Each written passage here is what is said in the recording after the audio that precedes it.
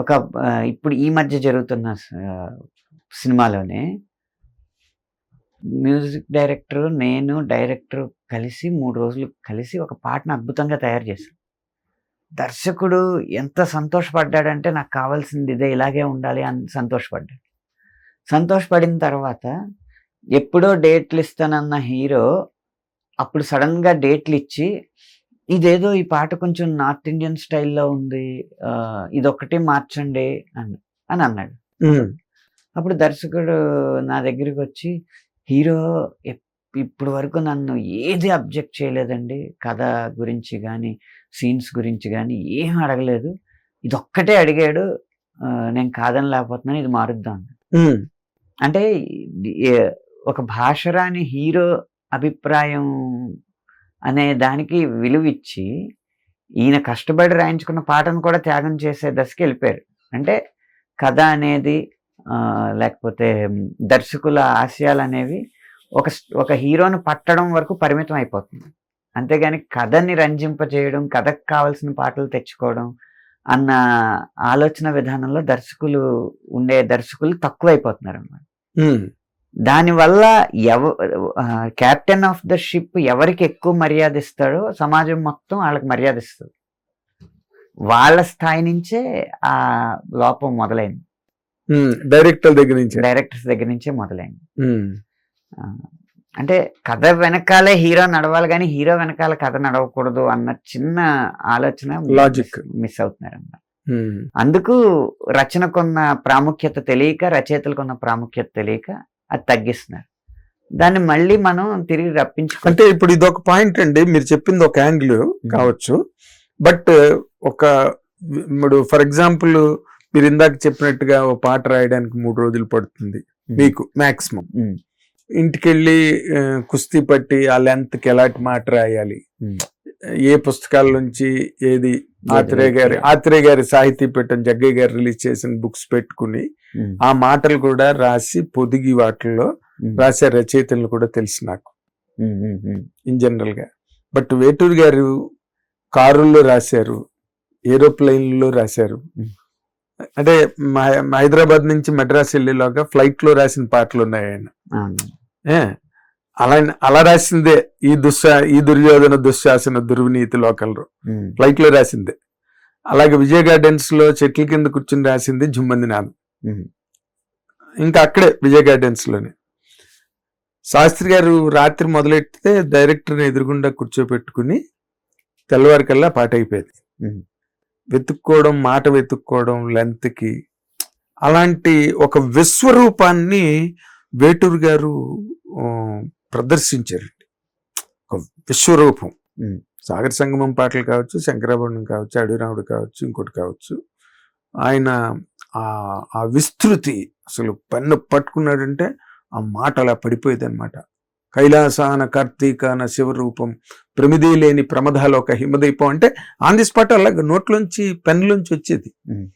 ఆ పొటెన్షియల్ మీ generation writers నిజంగా exhibit చేయగలుగుతున్నారని మీరు అనుకుంటున్నారా? సమస్య లేదు. ఇంకోటి చెప్పనా, ఇది మీకు కొంచెం ఇబ్బందిగా అనిపించుండొచ్చు. చెప్పండి. వేటూరు గారు ప్రదర్శించిన పొటెన్షియాలిటీ ఏదైతే ఉందో అది ఆయన తర్వాత జనరేషన్ వాళ్ళు ఎవరూ చేయలేరు. అలాగే వాళ్ళ ముందు జనరేషన్ కూడా ఎవరు చేయలేదు. ఎస్, నేను అందుకే వేటూరు గారి పేరు ఒకటే చెప్పానండి. ఆత్రేయ గారు, శ్రీశ్రీ గారు ఇంతమంది ఉన్నా నేను ఒక్క వేటూరు గారి పేరు ఎందుకు చెప్పాను? అంతకు ముందు ట్యూన్లకి రాసే పద్ధతి లేదు. తర్వాత పదాల పరిధి కూడా ఇప్పుడు మరీచిక లాంటి పదాలు తక్కువ వాడారు కదా అంత ముందు తరం రచయితలు. వాళ్ళు కూడా అల్తే పదాలే అప్పటికి కొంచెం వాడుకలు అనిపించే, ఇప్పటికి కొంచెం పాత పదాలు అనిపించి ఉండొచ్చు, కానీ కొంచెం కొద్దిగా సాహితీ పరిమళాలు అద్దారు. కానీ సాంద్రత వచ్చింది వేటూరు గారి తర్వాతే. ఎగ్జాక్ట్లీ, వేటూరు గారితోనే సాంద్రత వచ్చింది. అవునండి. భావపరంగా సాంద్రత సీతారామ శాస్త్రి గారు తీసుకొచ్చారు. శబ్దపరమైన సాంద్రత వేటూరు గారు తీసుకొస్తే, శబ్దం ఆ సమతూకంలో ఉండేది. భావం రెండు. ఒక్కొక్కసారి శబ్దం అన్న పళ్ళ మధ్యలో భావం అన్న పువ్వులు నలుగుతా ఉండేవి ఒక్కొక్కసారి. అవి కూడా అందంగా ఉండేవి. అందంగా ఉండేవి. ఆ నలిగినప్పుడు ఇంకొంచెం గంధం ఎక్కువ వస్తా ఉంది. ఆ కట్టు బాగుండేది. ఆ కట్టు ఆ సౌండ్ రెండు బాగుండేవి. మీరు అన్నది కరెక్ట్.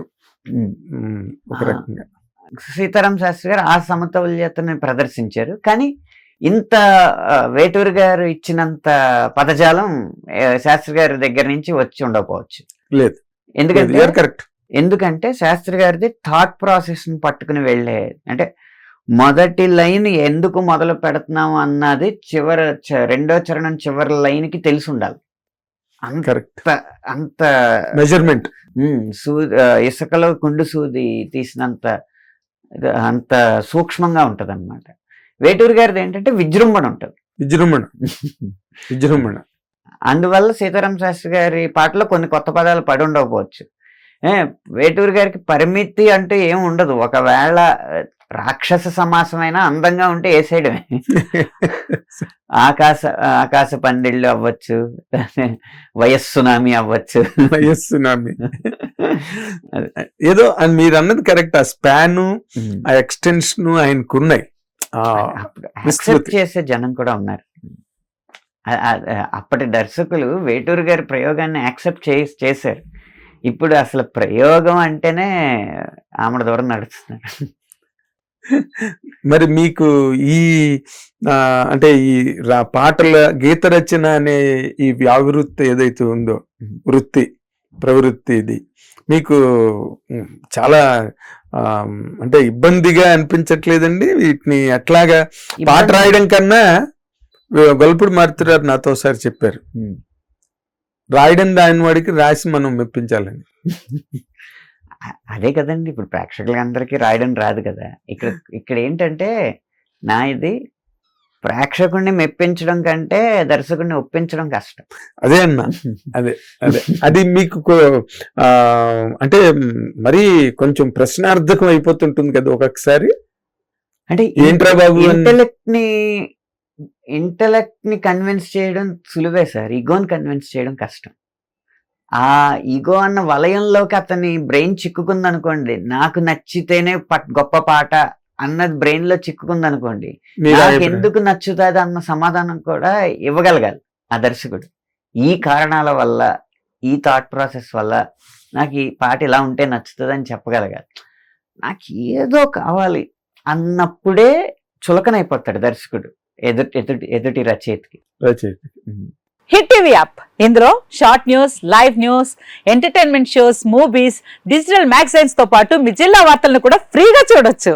ఇంకెందుకు ఆలస్యం, వెంటనే హిట్ టీవీ యాప్ ని డౌన్లోడ్ చేసుకుని ఫ్రీగా ఎంటర్టైన్మెంట్ పొందండి. Hit TV app, hit TV app, please download hit TV app. Hit TV app ని ఫ్రీగా డౌన్లోడ్ చేసుకుని ఎంజాయ్ చేయండి. మీకు నచ్చిన ఎంటర్టైన్మెంట్ కోసం హిట్ టీవీ యాప్ ని ఫ్రీగా డౌన్లోడ్ చేసుకుని ఎంజాయ్ చేయండి. హిట్ టీవీ యాప్ ని డౌన్లోడ్ చేసుకుని ఆస్వాదించండి, ఆశీర్వదించండి. ఇంతమంది సెలబ్రిటీలు హిట్ టీవీ యాప్ ని డౌన్లోడ్ చేసుకోండి అని చెప్తున్నారంటే ఎంత మంచి యాప్ ఆలోచించండి.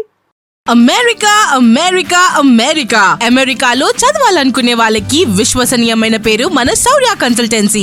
UK లో 1 year masters, 2 years work permit up to 5 years visa. Contact Saurya Consultancy. Contact 89851 89851.